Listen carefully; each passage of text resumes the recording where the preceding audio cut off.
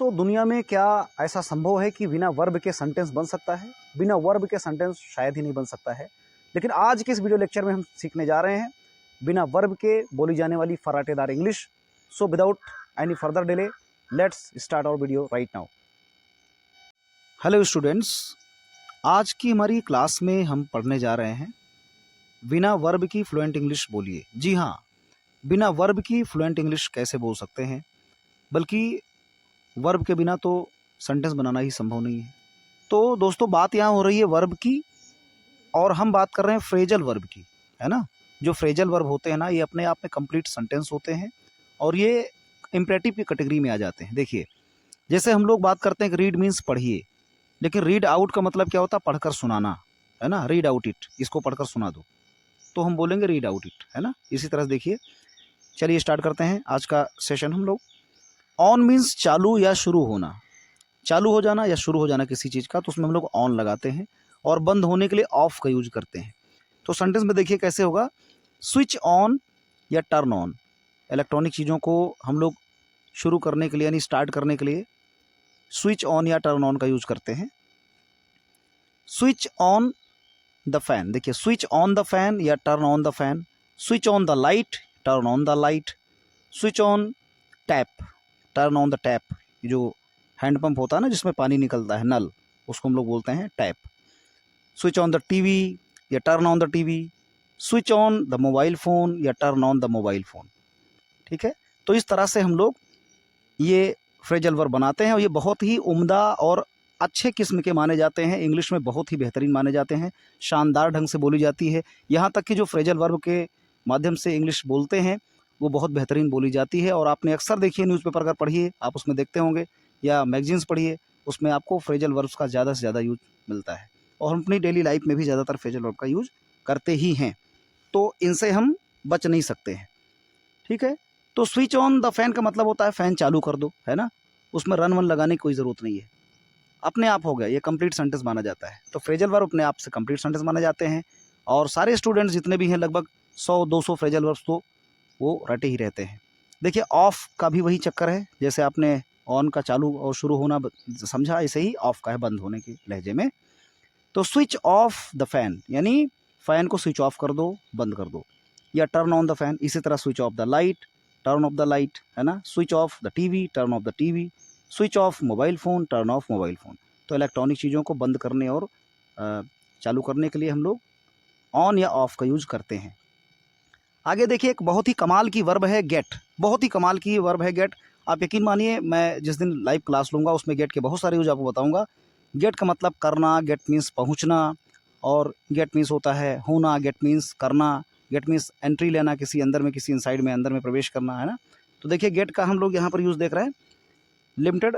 Gate off, get off means होता है किसी भी, अगर आप गेट ऑफ देखिए, गेट ऑफ द कार मैंने लिखा है, get off the car means होता है कार बंद करो। Get off the car, car को बंद कर दो। ठीक है, और इस तरह से गेट इन और गेट आउट का हम लोग यूज़ देख रहे हैं। तो गेट इन, गेट आउट, और गेट ऑन और गेट ऑफ, इनका जो है पेयर में हमने यहाँ पर लिखा हुआ है, और आपको इसको समझना भी पड़ेगा पेयर में। गेट इन के साथ में गेट आउट का आप यूज़ करेंगे, तब करेंगे जब आपको इनसाइड में कहीं पर एंटर होना हो, यानी अंदर में प्रवेश करना हो, कमरे में जाना हो, ठीक है, या किसी गाड़ी में चढ़ने की बात आती है, तो गेट इन द कार या get in the cab, car में चढ़ जाओ। जो छोटी कैब होती है ना, छोटी गाड़ियाँ जो होती हैं, तो उनमें हम लोग गेट इन का यूज़ करते हैं। ठीक है, और जो बड़ी गाड़ियाँ होती नहीं, जैसे कि बड़ा बस हो गया, डबल डेकर वाला बस हो गया, या ट्रेन हो गया, तो उसमें हम लोग गेट ऑन का यूज़ करते हैं। तो छोटी गाड़ियों के लिए गेट इन होगा, प्रवेश करने के लिए, अंदर चढ़ने के लिए, और बड़ी जो व्हीकल होती हैं उनको हम लोग गेट ऑन का यूज़ करते हैं।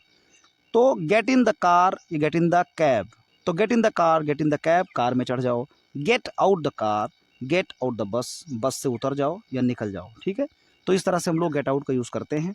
और get on the train, get on the bus, ठीक है, ट्रेन या बस में चढ़ जाओ। गेट ऑफ द ट्रेन या get off the bus, train या बस से उतर जाओ। ठीक है, तो get on, get off, get in, get out का यूज़ करते हैं। कोशिश करेंगे आप कि छोटी जो व्हीकल होती हैं, है ना, व्हीकल, उनको हम लोग व्हीकल बोलते हैं, व्हीकल नहीं बोलते एक्चुअली, क्योंकि व्हीकल लिखा रहता है, लेकिन यूपी बिहार में क्या होता है ना कि वो एक टोन होता है, तो हम लोग व्हीकल नहीं बल्कि व्हीकल बोलेंगे। तो गेट इन गेट आउट जो है, छोटी जो कैब होती हैं या कार होती हैं उनके लिए यूज़ करेंगे। और अगर बड़ी पब्लिक कन्वेंस में अगर आप कहीं पर ट्रैवलिंग कर रहे हैं तो गेट ऑन और गेट ऑफ का यूज़ करेंगे।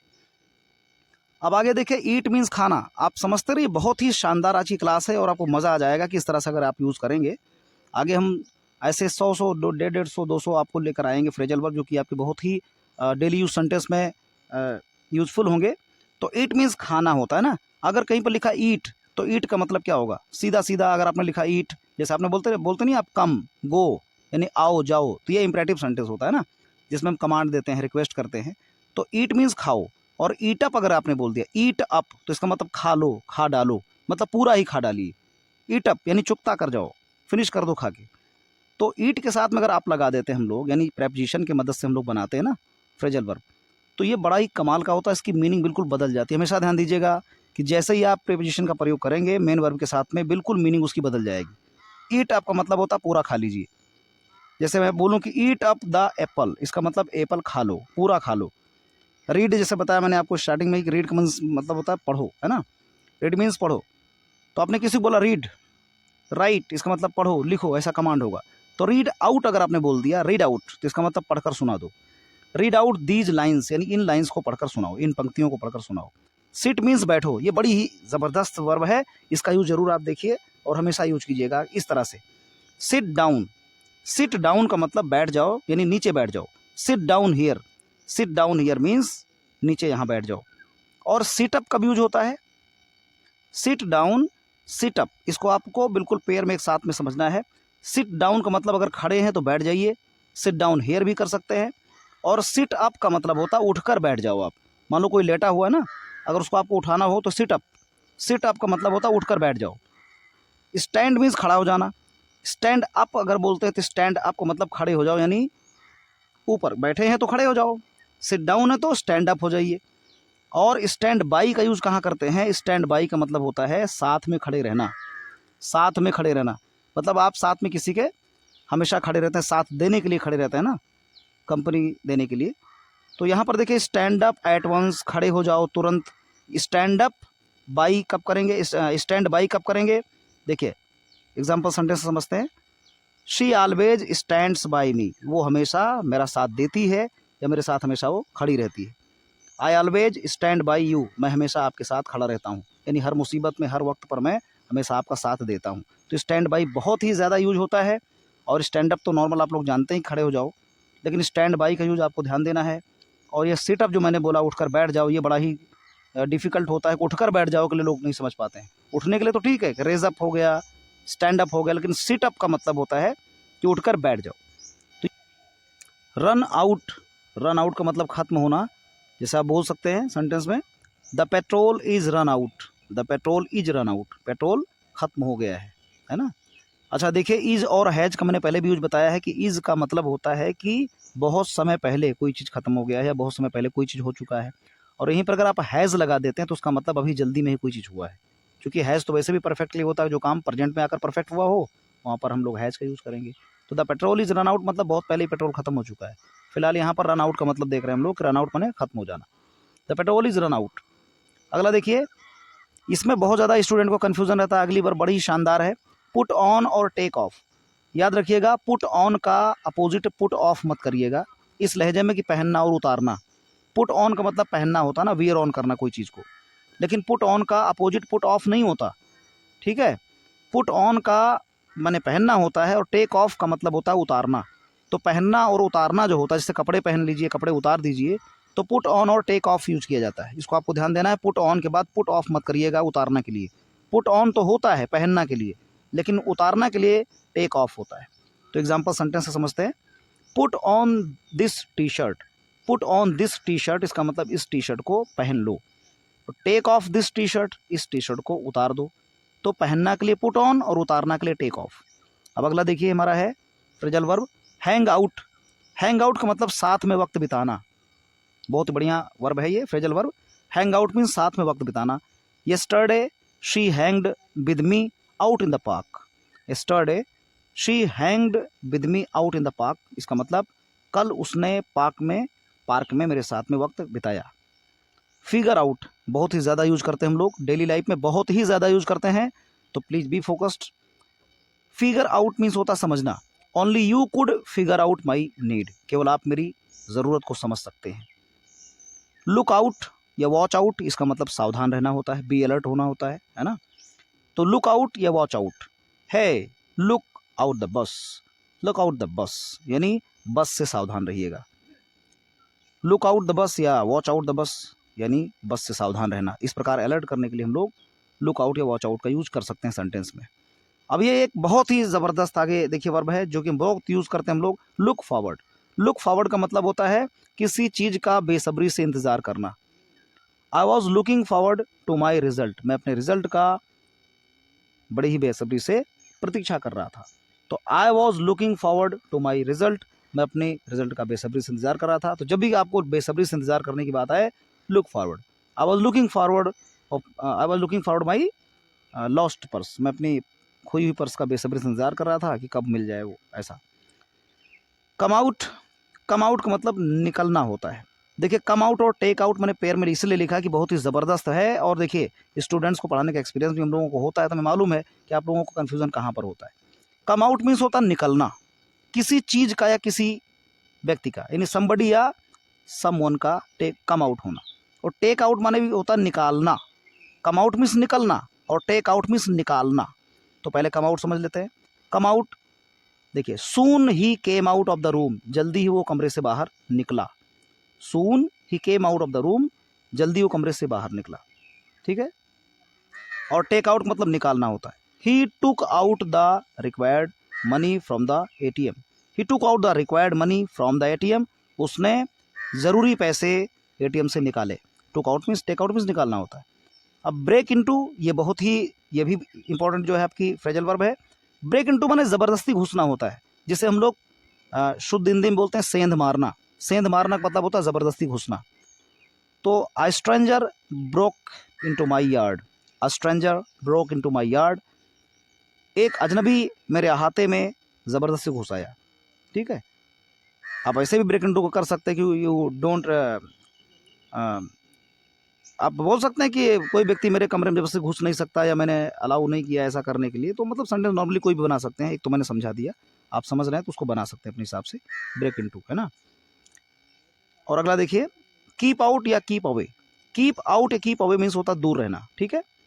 अब दिमाग जब एक जगह पर फोकस हो जाता है ना, तो फिर वो और चीज़ों के लिए नहीं करता। तो भी एक सेंटेंस हम लोग समझेंगे, बाकी इसकी प्रैक्टिस करेंगे खुद बना बना करके।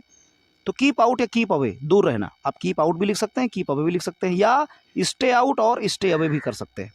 Keep out, keep away, stay out, stay away, इसका मतलब दूर रहना, ठीक है। आशीर्वाद स्वरूप कौवा बोल रहा है, देखो, चूंकि भगवान जाने मैं इतने सारे बनाया हूँ, लेकिन कौवा बोलना बंद नहीं करता मेरे यहाँ।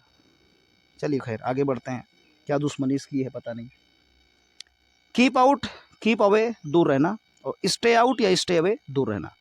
Keep out these drugs from the children, keep out these drugs from the children, बच्चों से इन दवाओं को दूर रखिए, ठीक है। या keep away these drugs from the children, बच्चों से इन दवाओं को दूर रखिए। स्टे अवे फ्रॉम मी, आप ऐसे भी बोल सकते हैं स्टे अवे फ्रॉम मी, मुझसे दूर रहो।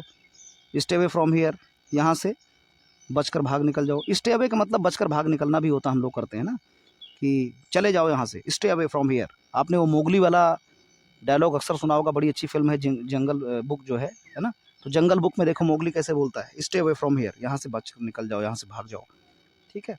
चलो आगे, टेक केयर। टेक केयर और केयर फॉर, ये दोनों बहुत ही ज़बरदस्त है। ये समझ लीजिए जितना मैंने यहाँ पर आपको समझाने की कोशिश किया है, इससे तो 4 गुना मुझे याद ही है फिलहाल, इससे ज़्यादा याद होगा मुझे, 150 कम से कम ज़्यादा ही होगा। वो मैं आपको बता रहा हूँ जो कि हम लोग ज़्यादा यूज़ करते हैं। तो टेक केयर का मतलब होता है सावधान रहना, किसी की फ़िक्र करना, है ना। तो take care of yourself, यानी अपने बारे में आप फ़िक्र कीजिए, ठीक है। Take care of yourself, अपना ध्यान रखिएगा।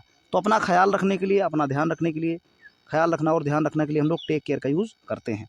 तो take care of yourself dad, है ना, डैड अपना ध्यान रखिएगा। जैसे किसी को आप विदाई कर देते हैं ना, सी ऑफ करते हैं, तो आप क्या बोलते हैं शॉर्ट में, take care, bye bye, take care. तो टेक केयर ऑफ होता है, take care of yourself actually होना चाहिए, take care of yourself. लेकिन स्पोकन इंग्लिश में क्या होता है, बहुत शॉर्ट और ब्रीफ वे में हम लोग बोलते हैं, एक्सप्रेस करते हैं अपने थॉट्स को, इसलिए पूरा नहीं बोलते। और ये कंप्लीट सेंटेंस है अपना, एक्चुअली ये पूरा बोलना चाहिए, take care of yourself, यानी अपना ख्याल रखना, है ना। He takes care of himself, वो अपना ख्याल रखता है। तो टेक केयर मतलब ख्याल रखना, और अगला केयर फॉर जो होता है ना, उसका मतलब होता है चिंता करना, फिक्र करना। She cares too much for me, she cares too much for me, इसका मतलब वो मेरी बहुत ही फिक्र करती है, वो मेरी बहुत ही फिक्र करती है। बोलते हैं बहुत केयरिंग लेडी है भाई, बहुत केयरिंग फ्रेंड है मेरी, मतलब बहुत फिक्रमंद है। तो केयर फॉर का मतलब चिंता करना, फिक्र करना, और टेक केयर का मतलब सावधान रखना। तो टेक केयर के साथ ऑफ लगता है और केयर के साथ में फॉर लगता है, ध्यान देना चिंता के लिए। Care for, take care of, इन दोनों को आपको ज़रूर याद रखना है और इसका प्रेपोजिशन का राइट यूज करना है। तो ये दोस्तों आज का जो सेशन रहा ये रहा आपका ये, ठीक है, ये कंटेंट है और इसे यूज करें और इसको बोलें। ये डेली यूज के लिए बहुत ही बेहतरीन मैंने बताया है। ज़्यादातर आपको ये ज़्यादातर कॉम्पिटिटिव एग्जाम में आपको लिखने के लिए जो कोई आर्टिकल वगैरह लिखेंगे आप, है ना, डिस्क्रिप्टिव कोई आप अगर कंटेंट लिखेंगे तो उसमें ज़्यादा यूज़ होगा और बोलने में भी ये बहुत ज़्यादा यूज़ होते हैं, ठीक है। इससे और भी अगला लेकर आएंगे, कम से कम 100-150 इकट्ठा लेकर आएंगे जो कि डेली यूज सेंटेंस वाले होंगे। मेरी पूरी कोशिश है कि आपको ये बहुत यूज़फुल लगे और वो चीज़ें मैं लेकर आऊँ जो ज़्यादातर बोलने में लोग समझ भी लेते हैं। इसको कहीं बोलेंगे तो आप इसको समझ सकते हैं, सामने वाला बहुत अच्छी तरह इसको समझता भी है और बहुत बेहतरीन मानी जाती है। Thank you so much for watching this video guys.